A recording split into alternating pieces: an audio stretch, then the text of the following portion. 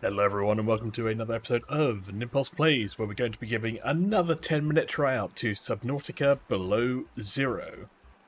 So this is a follow-up to the previous Subnautica game which I played, where we got about 10 minutes in and did manage to see some gameplay. So now we're going to see if we can do the same for Below Zero. My 10-minute timer in the top left is going to start as soon as I hit this button.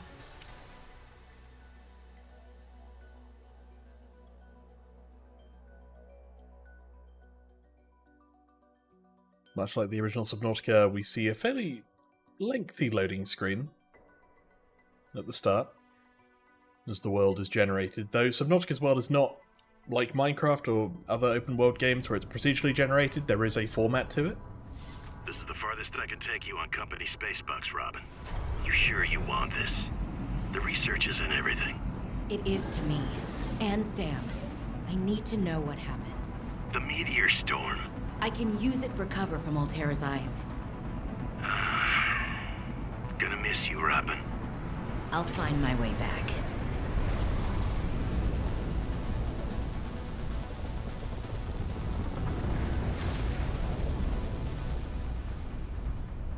So we've got a intro sequence here. That will be some time off. 45-46 feet. Surface temperatures. Drop pod deployed.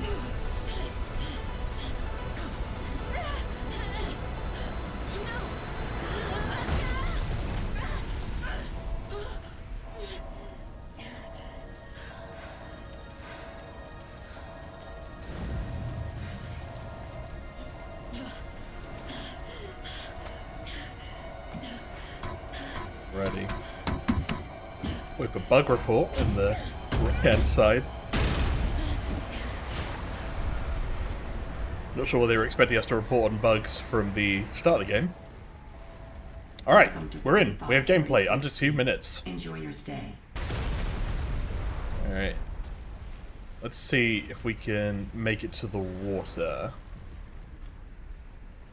Maybe there's some kind of icon over there.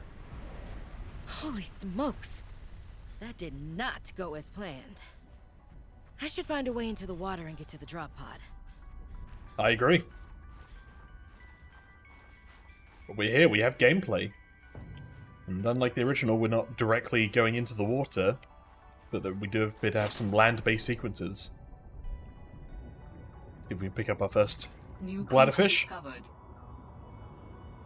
And then we try to grab something else. Let's grab a boomerang. Blueprint synthesized. Much like the old Subnautica, same kind of system, same engine, same mechanics. Discovered. I believe Below Zero was initially intended to be something of an expansion pack, but eventually, I don't know whether it was time or money, but ended up becoming its own separate standalone game. Sea Glide fragment. Bunch of other stuff.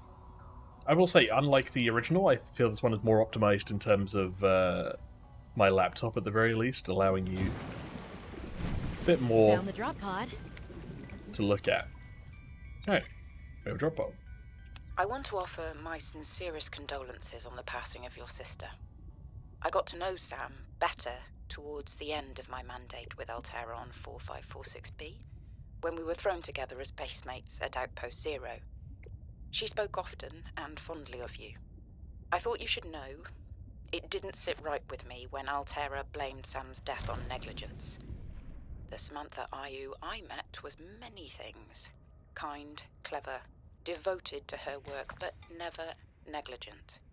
I wish I could offer you something more substantial, but my access to information has been cut off. You may be in a better position to look into things than I am. If you're able to, Delta Station was our HQ. They were in a big hurry to leave, and there might still be information to be found there. It has a big radio tower, impossible to miss. I hope you find the answers you seek. Lillian Bench. This is nothing that Below Well, Zero Sam, offers. I guess I might as well gather some tools and resources before starting my search. Hope that radio tower's as easy to spot as Lil said.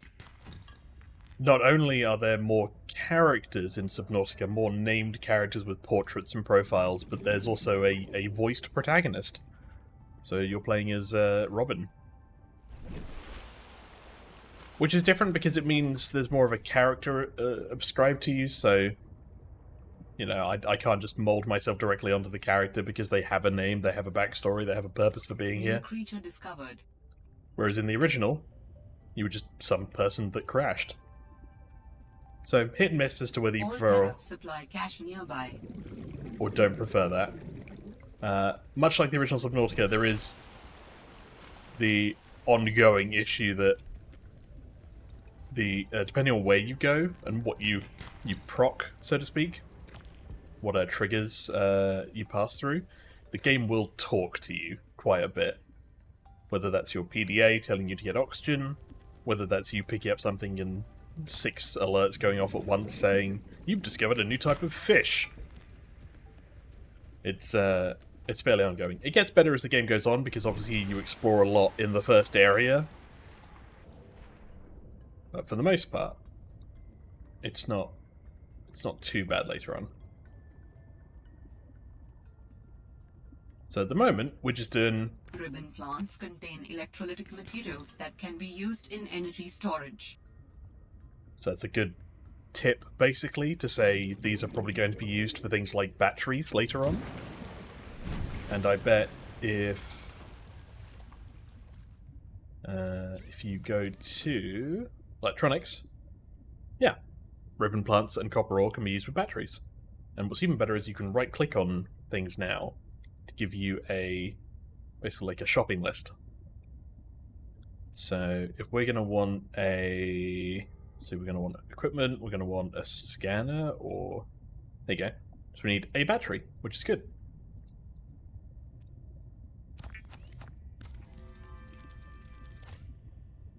Alright, but now we can make a scanner. Much like the last game, the scanner is going to be... I have a scanner. The tool for everything. Do you want to know what that is? Twisted Mandrake. Now we know what it is. We can open the tab. Twisted Mandrake grows in temperate coral zones. Its leafy canopy photosynthesizes sunlight while providing shade to the bulbous structure underneath. Yep, that scans. So we're about 7 minutes in, and we have the tool we're going to use the most in this game. By no means is this a speedrun, this is just what we can do in 10 minutes from a casual player's perspective. So, whenever you discover stuff like this, I believe there's a sea glide fragment. We can scan it. Then we get progress in the top left. So we're at 1 of 3 at the moment. More quartz. I think it's used for glass? I can't remember. We swim up. So it's nice that in Below Zero there is actually land to deal with. As much as the game is about going into water and the deeper the water the better, it's nice that there is that difference in biome and the mechanic of when you go above water, there's that temperature that you see in the bottom left. If I can find an example. Yeah, so there's a little shelf over here. If I hop on this shelf, you'll see my temperature slowly start to plummet. Dangerous weather approaching. Seek shelter. There you go. So it even becomes the main kind of gauge over there on the bottom left as well. And as this drops, it's essentially similar to like a ticking health, or even an oxygen, but an above air oxygen, but it's just to do with your temperature. The lower your temperature gets, the closer to death you are. Strangely enough, the cold water does not count as something that would freeze you or otherwise reduce your temperature. I think this changes as you goes on, though.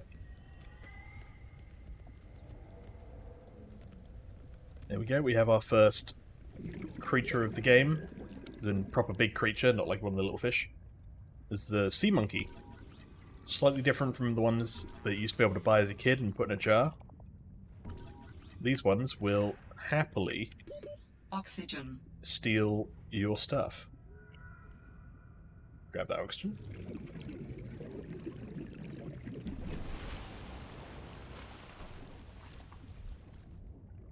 Oh, there we go. If we look at sea monkey, medium-sized, intelligent herbivore, great interest in other life forms, and in their possessions. 2 fingers, large chocolate crest, very playful, fearless of predators, very much a friend. And then this is like a big holefish. Titan holefish. And then one of the things that we can do, just as we hit 10 minutes, is you can swim through this and replenish your oxygen. You can also get stabbed by those fish. But yeah, this was Subnautica or Below Zero in 10 minutes. We did a fair bit. We got gameplay in 2. We managed to begin crafting almost immediately. We know some of the story. We have a good emphasis. There's this weird fish that's above the ground. We're going to save that. And throw it back in. Don't know why they jumped into my hand. But yeah. This was Subnautica Below Zero. As far as the 10-minute tryout goes, I think better than the last one. We have a story. We have building. We have crafting. The opener's interesting. I like the use of the temperature mechanic. Everything's fairly self-explanatory. And, you know, what can I say? If you like deep water games, this is probably one of the best ones you'll play. At least for the first 10 minutes. So yeah. Thank you everybody for joining me for this 10-minute tryout for Subnautica Below Zero. If I had to give this a rating, I'd say 4 stars out of 5 for the first 10 minutes. But then again, I have played this before. Maybe I'm a little biased. Alright. And with that, thank you for watching. See you in the next one. Bye-bye. Oxygen. Oxygen.